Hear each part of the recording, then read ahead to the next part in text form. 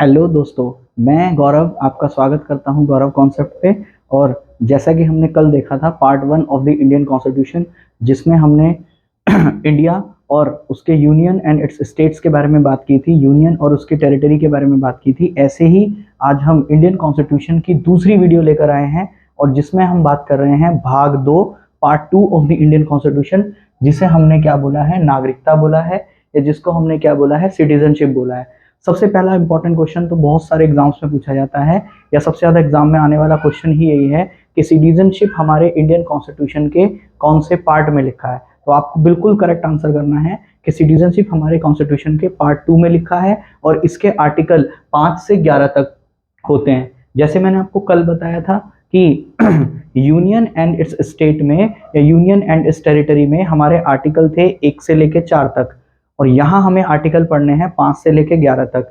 दूसरा सबसे important question आपसे पूछेगा कि हमारे देश की जो नागरिकता है वो नागरिकता कैसी है।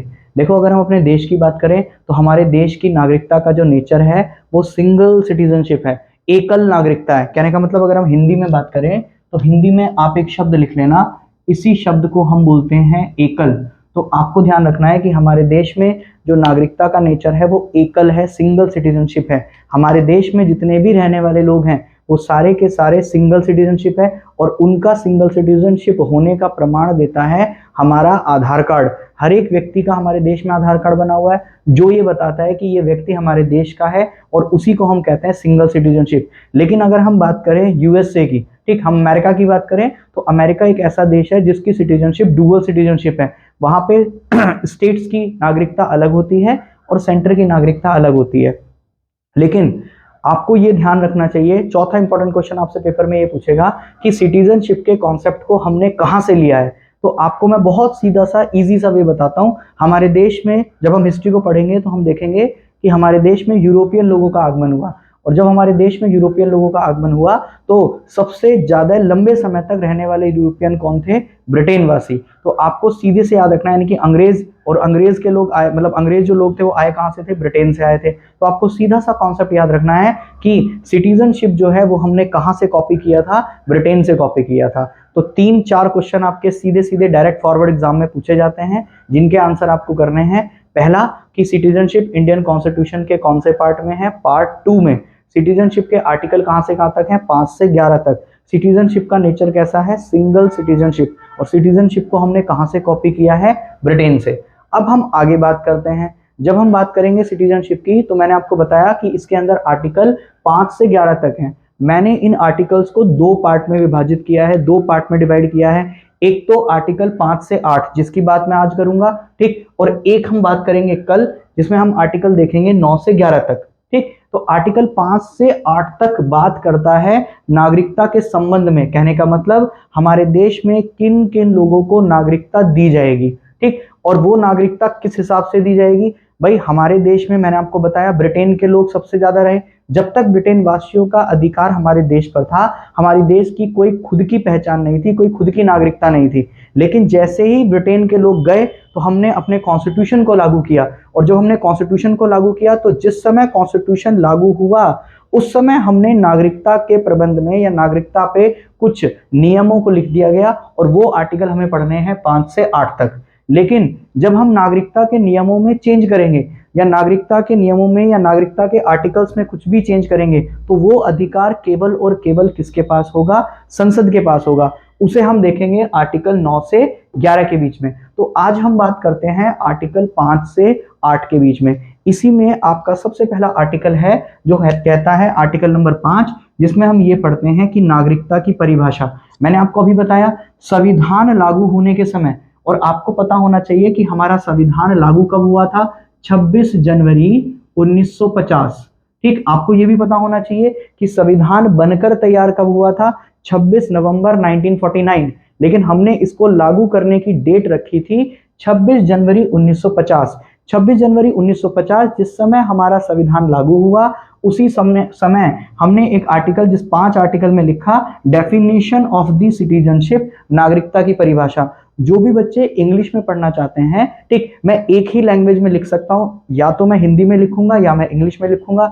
इसीलिए मैं हिंदी में लिख दूंगा और मैं इंग्लिश में डिक्टेट कर दूंगा। तो जो बच्चे इंग्लिश में पढ़ रहे हैं वो वीडियो को रोक के स्लो मोशन में चला के आप इंग्लिश में लिख सकते हैं। तो आर्टिकल नंबर 5 सीधी सीधी बात करता है डेफिनेशन ऑफ द सिटीजनशिप, यानी कि नागरिकता की परिभाषा। जब हमारे देश में संविधान लागू हुआ 26 जनवरी 1950 को, तो उस समय कौन कौन से व्यक्ति थे जो भारत के नागरिक होंगे, वो ही हमने लिख दिया आर्टिकल नंबर 5 में, that is definition of the citizenship या नागरिकता की परिभाषा। बहुत आसान है। इसके तहत यह कहा गया भारत में जन्मा प्रत्येक व्यक्ति या भारत राज्य क्षेत्र में जन्मा प्रत्येक व्यक्ति कहां का नागरिक माना जाएगा, भारत का नागरिक माना जाएगा। यानी कि जिस भी व्यक्ति का जन्म अगर भारत के राज्य क्षेत्र में हुआ है या भारत की टेरिटरी में हुआ है, वही व्यक्ति कहां का नागरिक माना जाएगा, भारत का नागरिक माना जाएगा। दूसरा, उसके माता पिता में से कोई एक कहां का नागरिक होना चाहिए, भारत का नागरिक होना चाहिए। ठीक, दूसरी कंडीशन ये है। और तीसरी कंडीशन क्या है?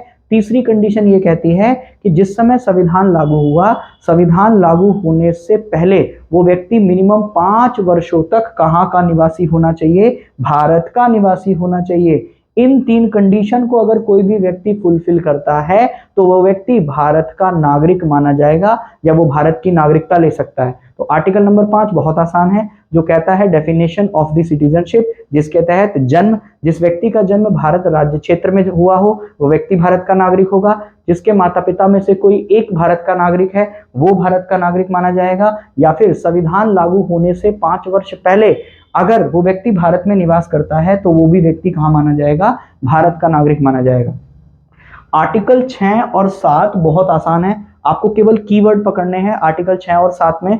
आर्टिकल 6 ये कहता है P2I, आपको ध्यान रखना है P2I, और आर्टिकल 7 में याद रखना है I2P। आर्टिकल 6 कहेगा पाकिस्तान से भारत आने वाले लोगों की नागरिकता के विषय में। ठीक, आपको लिख लेना है अपनी कॉपी में, लेकिन मैं आपको शॉर्ट फॉर्म में बता रहा हूं। पाकिस्तान से भारत आए हुए लोगों की नागरिकता के बारे में, कहने का मतलब वो कौन कौन से लोग होंगे जो भारत के नागरिक माने जाएंगे जब वो पाकिस्तान से कहां आए, भारत में आए। तो आपको यहां पर एक डेट याद रख लेनी है जो बहुत ज्यादा इंपॉर्टेंट है, मोस्ट इंपॉर्टेंट है, स्टार मार्क कर लेना। सबसे ज्यादा पेपर में आने वाला सवाल ही यही है, 19 जुलाई 1948। और इसमें 2 कंडीशन बनेगी, एक तो व्यक्ति वो होंगे जो 19 जुलाई 1948 से पहले भारत में आएंगे, और एक व्यक्ति वो होंगे जो 19 जुलाई 1948 के बाद भारत में आएंगे। तो जो व्यक्ति 19 जुलाई 1948 से पहले आया है वो व्यक्ति ऑटोमेटिकली नागरिक कहां का माना जाएगा, भारत का माना जाएगा। लेकिन जो व्यक्ति 19 जुलाई 1948 के बाद भारत में आया है उस व्यक्ति को सबसे पहले तो अपना रजिस्ट्रेशन करवाना पड़ेगा। और रजिस्ट्रेशन भी ऐसे नहीं है कि भाई 19 जुलाई 1948 एक डेट लिखी हुई है तो आप 18 जुलाई को आ जाओ और 18 जुलाई को आने के बाद आप भारत के नागरिक बन जाओ। नहीं नहीं नहीं, आपको 19 जुलाई 1948 के बाद अगर आप भारत में आते हो, चाहे वो 1 दिन हो, चाहे 2 दिन हो, चाहे 10 दिन हो, आपको मिनिमम भारत में 6 महीने तक निवास करना पड़ेगा। और 6 महीने तक निवास करने के बाद आप रजिस्ट्रेशन के लिए अप्लाई करोगे, फिर गवर्नमेंट आपको रजिस्ट्रेशन के थ्रू क्या देगी, नागरिकता देगी। तो बड़ा आसान है। पहला आर्टिकल कहता है डेफिनेशन ऑफ सिटीजनशिप, दूसरा आर्टिकल कहता है पाकिस्तान से भारत आए हुए लोगों की नागरिकता के बारे में, और आपको एक डेट याद रखनी है जो डेट है 19 जुलाई 1948। ठीक है, अब हम तीसरे आर्टिकल की बात करते हैं जो आर्टिकल नंबर 7 है, और आर्टिकल नंबर 7 कहता है I2P, भारत से पाकिस्तान गए हुए लोगों की नागरिकता के बारे में। ठीक, अब आप खुद सोच के देखो, अगर कोई व्यक्ति भारत से पाकिस्तान चला गया तो क्या आप उसे नागरिकता देना पसंद करोगे? भाई मेरे हिसाब से तो उसे नागरिकता नहीं देनी चाहिए। तो इसीलिए हमारे कॉन्स्टिट्यूशन ने यहां पर भी एक डेट बनाई है जो पेपर में मोस्ट इंपॉर्टेंट है, सबसे ज्यादा क्वेश्चन बनाती है एग्जाम पॉइंट ऑफ व्यू से, और वो डेट है 1 मार्च 1947। और इस डेट के अकॉर्डिंग भी वही कंडीशन, पहले या बाद में, अगर कोई व्यक्ति 1 मार्च 1947 से पहले कहां गया है, पाकिस्तान गया है, तो उसको नागरिकता नहीं दी जाएगी या उसको भारत का नागरिक नहीं माना जाएगा। लेकिन मान लो कोई व्यक्ति 1 मार्च 1947 को कहां चला गया, पाकिस्तान चला गया, और उसका मन नहीं लगा और कुछ समय बाद वो वापस आना चाहता है, तो अगर वो वापस आना चाहता है तो उसके लिए सेम कंडीशन होगी जो कंडीशन 19 जुलाई 1948 वालों के लिए थी। इसको भी रजिस्ट्रेशन करवाना पड़ेगा, मिनिमम 6 महीने तक भारत में निवास करना पड़ेगा। जब मिनिमम उसे 6 महीने हो जाएंगे तब सरकार उसे क्या देगी, नागरिकता देगी। और लास्ट आर्टिकल है आर्टिकल नंबर 8।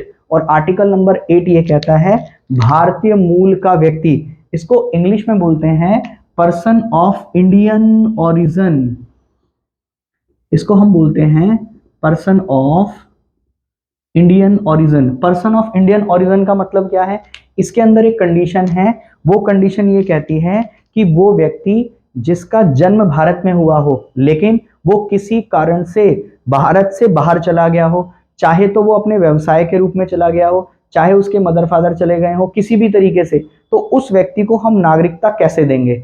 दूसरी कंडीशन इसमें यह कहती है कि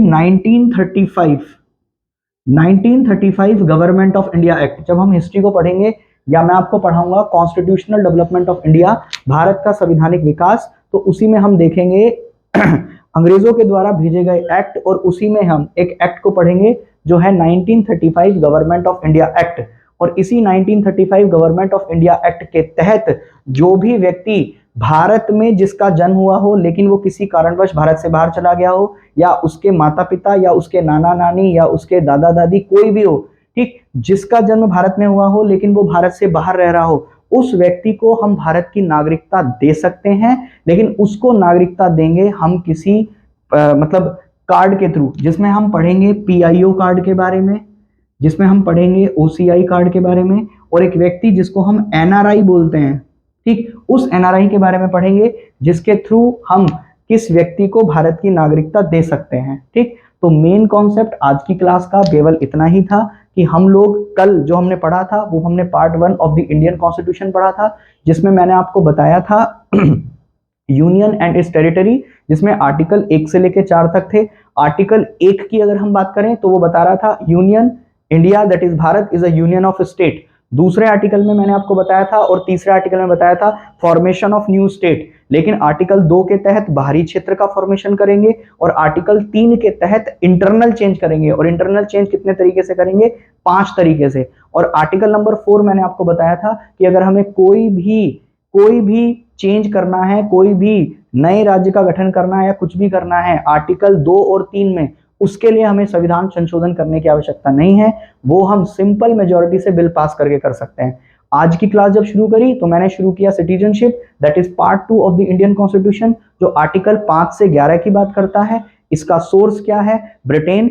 हमारी सिटीजनशिप कैसी है? Single citizenship. हमारी सिटीजनशिप का नेचर कैसा है? Single citizenship. आर्टिकल 5 से 11 है, लेकिन 5 से 8 आर्टिकल वो आर्टिकल हैं जो नागरिकता के संबंध में बात करते हैं, और आर्टिकल 9 से 11 वो हैं जो नागरिकता के ऊपर कानून बनाने का जो अधिकार है वो केवल और केवल किसको है? संसद को है। तो article 5, 6, 7, 8, article 5 definition of the citizenship, जिस व्यक्ति का जन्म भारत में होगा वो भारत का नागरिक, जिसके माता पिता में से कोई एक भारत है उस भारत का नागरिक है वो भारत का नागरिक, या संविधान लागू होने से पहले 5 वर्ष तक भारत में निवास किया है तो वो व्यक्ति कहाँ का नागरिक माना जाएगा? भारत का। फिर आर्टिकल नंबर 6 की बात करें तो पाकिस्तान से भारत आए हुए लोगों की नागरिकता के बारे में कंडीशन है 19 जुलाई 1948, आपको ध्यान रखना है, से पहले के बाद में। पहले जो आया ऑटोमेटिक भारत का नागरिक, बाद में जो आया उसको क्या करवाना पड़ेगा? रजिस्ट्रेशन करवाना पड़ेगा, और कम से कम कितने महीने तक रहे?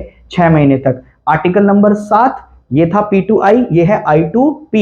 भारत से कहां गए? पाकिस्तान में। भारत से पाकिस्तान जाओगे तो आपकी नागरिकता को क्या कर देंगे? खत्म। लेकिन डेट कौन सी याद रखनी है? 1 मार्च 1947 से पहले जो गए उनकी नागरिकता खत्म। लेकिन अगर कोई गया और बाद में फिर वापस आ गया तो उसको फिर वही प्रोसीजर फॉलो करने पड़ेगा रजिस्ट्रेशन के थ्रू, और 6 महीने मिनिमम भारत में निवास करना पड़ेगा, तभी उसे भारत की नागरिकता मिलेगी। आर्टिकल नंबर 8 भारतीय मूल का व्यक्ति, या फिर अगर हम बात करें पर्सन ऑफ इंडियन ओरिजिन। ठीक, तो अगर आपको मेरी ये वीडियो पसंद आई हो तो प्लीज लाइक और शेयर बटन दबाना बिल्कुल ना भूलें। इस वीडियो को ज्यादा से ज्यादा शेयर करें। अगर आप चाहते हो कि ऐसी ही वीडियो आपको मिलती रहे तो प्लीज आप ज्यादा से ज्यादा इसे शेयर कीजिए, और मैं डेली आपको ये प्रॉमिस करता हूं कि मैं डेली आपको एक वीडियो अपलोड करके दूंगा। आप इससे बहुत अच्छी तैयारी कर सकते हो। ठीक, और कल हम जब आएंगे तो मैं आपको पहले इन 2 कार्ड के बारे में बताऊंगा, और एनआरआई, पीआईओ और ओसीआई होते क्या हैं उसके बारे में बताऊंगा। फिर आगे हम बात करेंगे आर्टिकल 9 से 11, और फिर मैं आपको बताऊंगा कि नागरिकता कितने तरीके से ली जा सकती है और नागरिकता को कितने तरीके से खत्म किया जा सकता है। ठीक, बस इतना ही आज के लिए। थैंक यू, धन्यवाद। मैं आशा करता हूँ आपको मेरी वीडियो पसंद आई होगी। प्लीज़ लाइक और शेयर का बटन ज़रूर दबाइएगा, चैनल को सब्सक्राइब जरूर कीजिएगा। ठीक, धन्यवाद।